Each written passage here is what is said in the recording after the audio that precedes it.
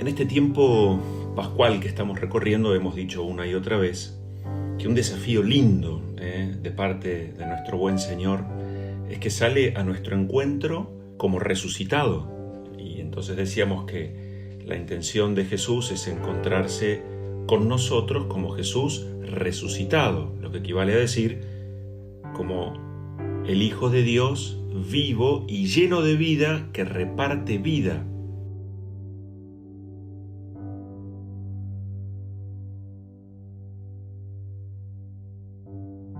José Luis Martín Descalzo, en uno de sus libros, dice que qué lindo encontrarse y compartir la vida con gente que vive como resucitada, ¿no? Porque él explica, dice que la resurrección no solo es algo que nos espera del otro lado de la muerte, ya que la resurrección es entrar en más vida. Entonces la resurrección hoy es algo que Dios da a todo aquel que lo pide, siempre que después de pedirlo, por supuesto, siga luchando por hacer experiencia de resucitar cada día. Entonces, la gran pregunta, ¿no? ¿Qué hacer? ¿Por dónde empezar?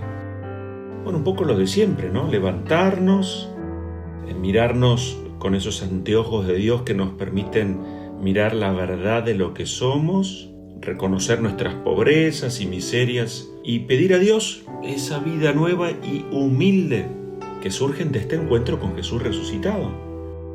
Y vivimos resucitadamente si repartimos resurrección. Sumarnos a esa linda cofradía de los resucitados, aquellos que sin abrir la boca, mirando sus gestos, reconociendo sus miradas, es gente que está llena de vida, aun cuando en la realidad de los hechos esté sufriendo y mucho, pero están llenos de vida. Julian Green decía que el estado de gracia, él se lo imaginaba como un gran acorde. Entonces yo digo, bueno, si esto es así, hay que afinar las cuerdas del alma y recordar que, bueno, que en general no hay frutas que antes de madurar no hayan sido ácidas, dice el dicho español. Y no escandalizarnos al darnos cuenta que realmente si vivimos en una sana conciencia, esta sana conciencia de lo que somos nos pone delante de ese desnivel que existe entre lo que deberíamos ser, es decir, lo que Dios espera de nosotros como algo posible, y la realidad de lo que somos. Oscar Wilde decía que todos nacemos reyes, pero muy pocos logran conquistar su reino. Y decía él, la gran mayoría vive y muere como tantos reyes en el exilio. Entonces, yo me imagino que la conquista de ese reino, como nos muestra Jesús, porque eso es el reino de los cielos, es un camino de entrega, es un camino de renuncia, es un camino de donarse por los demás. Y ese es el camino de la humildad, no es otro, es el que recorrió Jesús. Entonces hay que agarrar la vida con las dos manos y echarle coraje a la pelea, sin entrar en el camino de las lamentaciones, de las quejas y los enojos, teniendo en cuenta y recordando que es cierto, nuestro corazón puede ser como una esponja o como un adoquín. Y es mejor que sea un corazón esponja, es decir, que absorba para después poder hacer llegar eso absorbido al resto. La humildad es estar en la verdad. Entonces, me parece que un desafío en este tiempo de cuarentena es quitarnos, al menos en la soledad del encuentro con lo propio, los barbijos y las máscaras, para reconocer las marcas y heridas de la soberbia. Así las cosas, como decía Napoleón, recordar que lo peor es confundir al enemigo. Dice la primera carta de Pedro, que hoy nos presenta la liturgia, sean humildes entre ustedes, porque Dios resiste a los soberbios, pero da su gracia a los humildes. Y nos dice Pedro, resistan firmes en la fe, porque aquí que el demonio anda como león rugiente buscando a quien devorar. Ojo con confundir al enemigo. Hay que reconocer el propio pecado y eso es tomarse en serio al enemigo. Y vamos a recordar que el pecado siempre empieza por el descuido del proyecto de Dios sobre uno mismo. Decía David, yo reconozco mi culpa, tengo siempre presente mi pecado. Contra ti solo pequé, haciendo lo que es malo delante de tus ojos. Nuestro corazón es como un campo, donde Dios plantó su semilla, que es su palabra, y ya lo sabemos, lo dice el Evangelio de Mateo, pero junto a esa semilla el demonio hizo crecer la cizaña.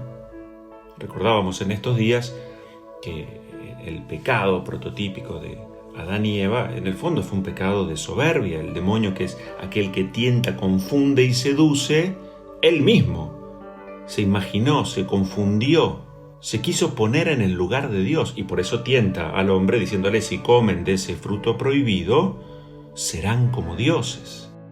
Hay en el origen de todo pecado, entonces, una raíz de soberbia.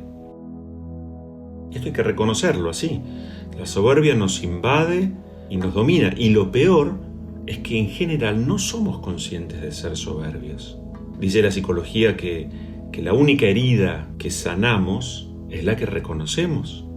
Entonces, gran tarea nuestra, lo venimos diciendo una y otra vez, es hacer el bien y evitar el mal. Y evitar el mal es, para evitar ese daño en nosotros y en el prójimo, reconocer esa herida, esa carencia, esa falencia o esa realidad, ese pecado que nos domina. Y vamos a decirlo así, porque delante de Dios no somos soberbios. Tenemos actitudes soberbias. Porque si yo digo esta persona es soberbia, la estoy condenando, la estoy juzgando. No le estoy dando la posibilidad de rehabilitarse o cambiar. Entonces, si yo identifico en mí, así como en el prójimo, actitudes soberbias, de lo que se trata, y por aquí pasa el camino de la conversión, es ayudar a crecer en la virtud opuesta, que es un buen camino para deshacernos de aquellas debilidades que nos dominan, hacer crecer en nosotros, allí donde hay un vicio, la virtud que está faltando. Y me tengo que involucrar además en ese camino. Entonces tenemos que identificar en nosotros, en primer lugar, actitudes, palabras y gestos que destilan soberbia, para poder purificar el corazón. Porque el arte de amar pasa por purificar el corazón, es decir, desalojar del corazón lo que no es Dios, expulsarlo, sacarlo afuera, ya que, como enseña San Pablo, ¿qué tienes que no hayas recibido? Y si lo has recibido, ¿por qué gloriarte como si no lo hubieras recibido? Primera carta a los Corintios. Dios nos hizo de la nada. Este es un hecho que nos conviene recordar de vez en cuando. Valemos mucho como obra de Dios, y ya haremos mucho si no malogramos, si no desaprovechamos esa valía recibida, regalada, dada, donada. Para San Agustín, la soberbia es el amor de la propia excelencia. Ojo con esto, porque la soberbia no es el amor a uno mismo. El amor a uno mismo es importante que esté, el recto amor a uno mismo. La soberbia es el amor desordenado a uno mismo. El recto amor, insisto, es un principio evangélico. Si no nos amamos a nosotros, no podemos amar. El punto es no pasarnos de rosca, no amarnos desequilibradamente.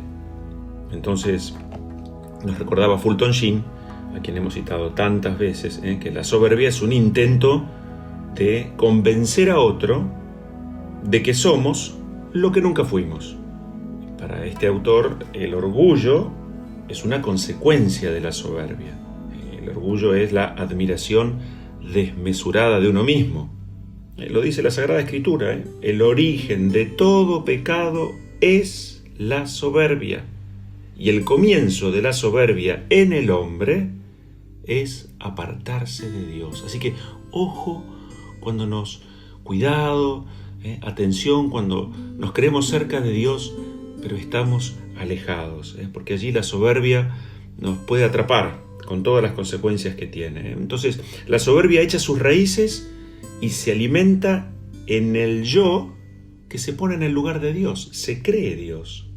Ese creerse superior a todo y a todos, ojo, porque termina engendrando odio. Entonces, así como la soberbia estuvo en el origen del primer pecado, también está presente en todos nuestros desequilibrios. Recordar, El primer pecado fue de soberbia. Es como el tronco torcido de raíz, del cual se desprenden una enorme cantidad de males para nuestra vida. Y aquí sigue este enemigo, el diablo, que anda como león rugiente a quien devorar, va a intentar poner esa cizaña.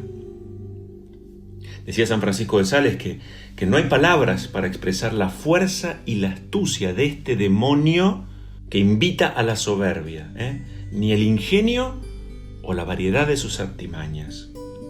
Es un adversario muy sofisticado, que nos lleva a dejar de identificar lo que está bien de lo que está mal. O el santo cura de Ars decía, lo más triste de este pecado es que ahoga el alma en tan espesas oscuridades que nadie se cree culpable de este pecado. Tremendo vicio, pecado grave, raíz de todos los demás, del que se sale a través de duras batallas, contando siempre con la ayuda de Dios y de los demás.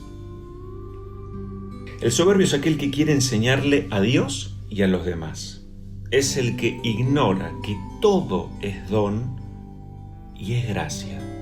Soberbio es el que cree que todo lo que es y lo que tiene se lo merece. Soberbio es aquel que se jacta de poseer lo que no tiene y de ser quien no es.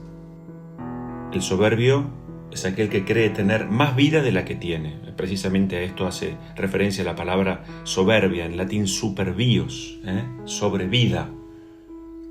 El soberbio en el fondo esconde inseguridad. El soberbio es aquel que pretende decidir sobre todo porque se cree que lo sabe todo. El soberbio es aquel que quiere ser, pero sin Dios. Por eso niega a Dios. En todo ateísmo hay una raíz de soberbia, en definitiva. El soberbio es aquel que tiene el egoísmo aumentado. Es el exagerado y el desproporcionado en todo, el que perdió el equilibrio. Y esta soberbia se manifiesta de distintas formas. Lo recuerda Fulton Sheen. Son como las hijas, como las ramas torcidas de este tronco torcido madre que es la soberbia. La vanidad, la superficialidad, el esnobismo, que lo lleva a burlarse de otros. La vanagloria, que es aquel que pone su gloria en las cosas huecas y vacías. Es ese deseo desordenado, a su vez, de la propia alabanza, superficial, pasajera, hueca. Otra, la arrogancia. El arrogante, el que se vive mandando la parte. O también, muy parecido, el jactancioso. Es el que toca la trompeta y muestra el bien que hace a todos. Es el que busca admiración. Es el presumido, el orgulloso en grado máximo. Otra, el fingimiento. Es aquel que agranda los hechos. El camelero, el mentiroso, el boletero, el que aparenta. Es el que no es sincero. Otra hija también de la soberbia puede ser la pertinacia. Es aquel que no entiende razones. Es aquel que impide el diálogo, el eterno discutidor, el cizañero, el que tiene el corazón de adoquín. Otra hija también puede ser el discorde, el que vive dividiendo, separando o enfrentando. Bueno, pues bien, cada uno podrá agregar la lista que quiera, ¿no es cierto? Entonces, en el fondo, concluyo con esto, me parece, en la vida no existe más que un problema. Decía José Luis Martín Descalzo, es saber dónde está el centro de la propia alma. Averiguar si yo estoy en el centro o si en cambio tengo mi alma volcada hacia afuera de mí, arriba, abajo, alrededor. Aclararme si yo soy mi propio ídolo o si mi corazón es más grande que mis intereses. Descubrir si mi existencia es un vivir devorándome a mí mismo o más bien es un servicio y una vida volcada amando a aquellos que están afuera de mí. Se trata de encontrarnos con Jesús resucitado, que es el humilde que camina entre nosotros. Le pedimos a Él que ilumine nuestras soberbias, que las podamos reconocer, esas actitudes que nos distancian, nos dividen, nos separan de Dios ante todo y de los demás. Que haga crecer la buena semilla de la humildad y quien la riegue en este tiempo con la gracia de su Espíritu. Que nos bendiga Dios, el que es Padre, Hijo y Espíritu Santo. Amén.